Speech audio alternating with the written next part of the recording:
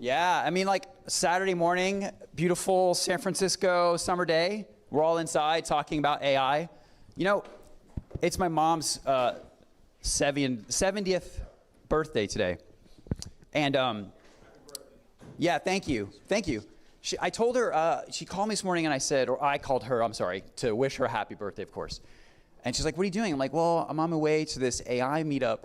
I'm going to talk about how marketers and advertisers are using AI, and I think it's an amazing technology. I'm really excited about it. And she's like, oh, that's so nice, honey. And I could tell that, like, from my mom's perspective, AI is like a really big and scary thing. So my talk today is just a couple of case studies to demonstrate, like, people I know in the industry and how they're using marketing, how they're using AI to really transform some of what they're doing in marketing and advertising. And I brought this slide just to give you all a sense of who I am. So, Gregory Kennedy, I'm a former creative director in advertising. I spent the last 15 years in Silicon Valley. I worked for a couple of pretty well-known startups, and now I'm an independent marketing consultant. I work with a lot of startups all the way from pre-seed to Series B. And I am very excited about the creative potential of AI. I've been using it for a while, and I found that, like, you know, I get about a 20 to 30% efficiency improvement in the work they do. But the latest thing that I've noticed is that, like, that efficiency capacity has been used up, and now the sophistication we're doing keeps increasing. And while maybe I'm not as fast, the output now is more and more a higher quality. So super excited about it. That work? Okay, excellent. So I found this survey to kind of kick off the talk. They asked people, you know, how are they using AI? And of course, like, marketers said, we're number one, we're using it, we're crushing it with AI. 37% of them said they've adopted the use of AI in their marketing and advertising. So, you know, what are they doing? Like, I read all of these articles about AI, and I feel a lot of them are still rather superficial in how they talk about it. You get people that they write a funny poem, or they make a story about Elon and Mark Zuckerberg's perhaps having a UFC cage match or something. It's really fantastical, right? So I brought these case studies because what I want to do is go into detail and share some examples of, like, both startups I'm working with or people in marketing who I know and what they're doing with this technology. So the first one is a CMO I know at a company called 6 Sense. I don't know if people are familiar with it. They're an account-based marketing platform that uses a lot of artificial intelligence actually in their work. And what's interesting is they've acquired a lot of companies, and the CMO has a very CMO-type problem, which is that they've got all this content from all these other companies that they have acquired, and none of it's written in the same brand or tone that they use for their content currently. So they're actually able to take all of those old blog posts and content and case studies and upload it into a tool called Writer. I don't know if people are familiar with this one. There's a lot of AI-powered writing tools out there. But that one actually has some very specific features that allow you to set brand and tone guidelines, which you can use internally across your team, right? So when someone writes something, it adheres to some of the standards that the brand team would want. So they've extended this concept and are actually able to use it to rewrite all of the past content from the companies that they acquired. So what's super interesting about this is, like, this is a challenge that someone would never have addressed in the past. It's just too expensive. Everywhere I've ever worked before, you acquire a couple of companies, they've got all this legacy stuff. I mean, everyone's familiar with this, right? You go and you click in, and it's kind of a broken experience. So it's really interesting to see that, like, AI is now solving a problem like that. And what's more fascinating to me is, like, knowing the technology and the product that 6 Sense has, you can see where this starts to go, right? It's not just about updating all of the content and giving it the brand and tone that you want, but in the future, it's about making that content personalized for all the different people who experience it, right? So you can see where this is going. The next case study that I have is a company called Creative Automatic, and I think you can tell by their name that they automate the creation of creatives, right?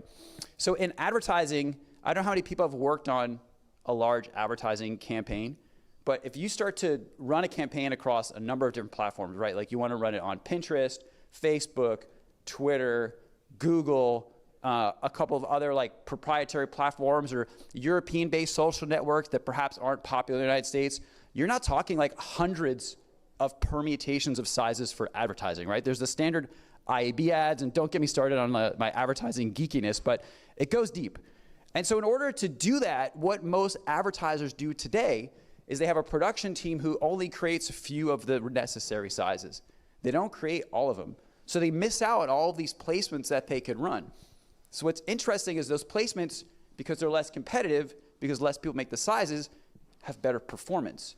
So if you can have a tool that you can just put one single creative into and create all of the permutations in one shot, you can get significantly better performance from your advertising creatives, right?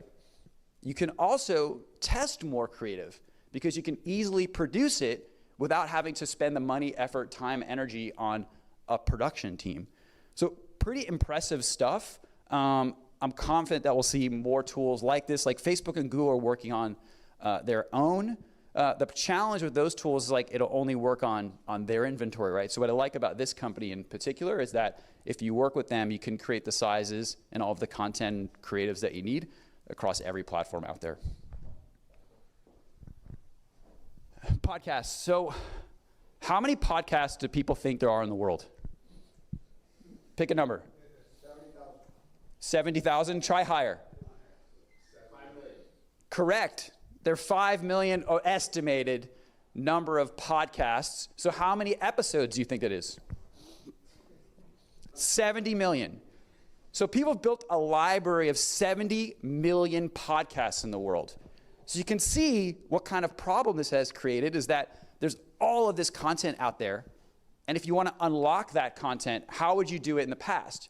You'd have to hire people, listen to those podcasts, have them transcribe it. Then you get an editor who would go through it all, create content assets. But now there's a company called Swell AI, and they allow you to just bulk upload all 70 million of your podcasts, and then it'll automatically generate all of the different content assets that you could ever imagine you wanted. Way more than I had even thought of, right? It'll create blog posts, it'll create tweets, it'll create LinkedIn posts, it creates all kinds of stuff, headlines, and I was shocked at the quality of it. It's fascinating. It's incredible. It's another example of like a type of creative or approach to marketing that no one would have ever considered because the challenges of navigating the production costs, the time, the effort, and energy, the project management, all this would just be something that no one would have ever done. All right, this is one of my favorites.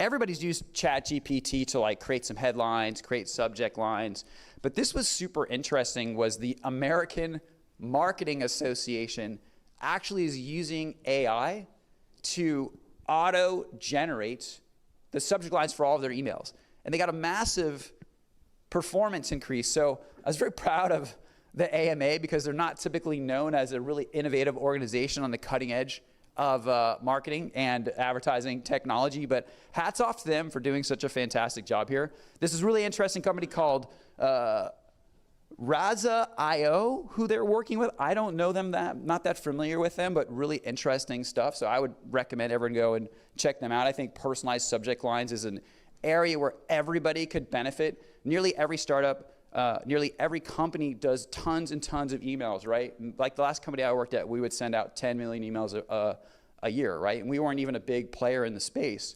So getting your subject lines to be auto-generated based on a number of factors, whatever data you have, is an easy win to get a performance boost. And basically everybody can do it and everyone can benefit from it. All right, another email marketing example. So this was something that a company called HubSpot, I'm sure most people are familiar with them, right? They're a marketing platform. So they worked with this company to help them optimize the time that they sent the emails out. So this is always one that's fascinated me. It's something I've actually worked with in advertising because there's clearly like times of day that are better than others to send things out.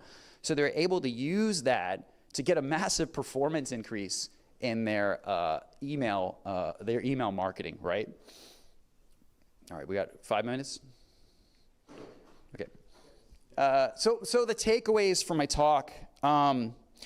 I think the number one example is that production costs are just not going to be a barrier anymore. Most of these things are like ideas that we wouldn't have even considered because they were just too expensive, too resource intensive, too difficult to manage. And like the value of it or the ROI was undetermined because we couldn't do a test to really figure out if it's scalable, actionable, something that we wanted to put all the effort and energy into, right? It obviously works if you have your own data and you can tap into that and use it at scale. So the example of the HubSpot in particular, I think, is a really good one because somehow they're able to get all of that data and give it to them in terms of time of day. It's not always available to everybody out there, depending on what email tool you're using. And they have a lot of email that they've sent, right? So I recommend to everybody, like, think about what data assets that you have and focus on those in order to take advantage of AI. This is how when I approach ChatGPT, like my new trick is I create these massive Excel sheets with all kinds of information and data that I've accumulated, and I copy and paste all that into it, and that's how I get really radical output that I wouldn't have gotten in the past. It took me a long time to kind of figure this technique out, and I don't save any time because I'm creating these sheets and putting all this information in, but it's fascinating. So ultimately, like, the power of AI in marketing and advertising is unleashed when you're able to tap into unique data sets that you have in your organization. And massive gains in performance are possible, right? Some of those numbers were astounding, like 100% increase in performance. Incredible. Like, that's gotten very difficult to do in marketing these days. The technology's gotten better and better, and it's more ubiquitous, so it's harder to differentiate from everyone out in the marketplace. But if you're able to do these things, you can get performance increases that are above and beyond what other people would get. Obviously, the marketing ops complexity continues to increase. So if you want to start using like new startups with custom APIs and plug them into your marketing tech stack, your marketing ops budget and your marketing ops just people are going to have to be top notch in order to do this. And I don't see any end in sight. If you want a job security, definitely focus on marketing operations. And the last one, and this is what I tell every marketer that I know, is like ultimately all of this stuff is still just really interesting ways to use the existing data. AI will never understand the customer better than you do. And so I tell everybody, if you work in advertising, you work in marketing, you work in products, you work in startups, like, your competitive advantage will continue to be how well you understand the customer. So get out there, talk to customers, talk to people, get feedback, use that information to your advantage. Because like, maybe at the end of all of this, that's the only thing that is going to be required of marketing and product people, is like being able to facilitate the relationship between the customer and the technology that's executing the marketing and advertising. So I have a couple some time for some questions. Yeah?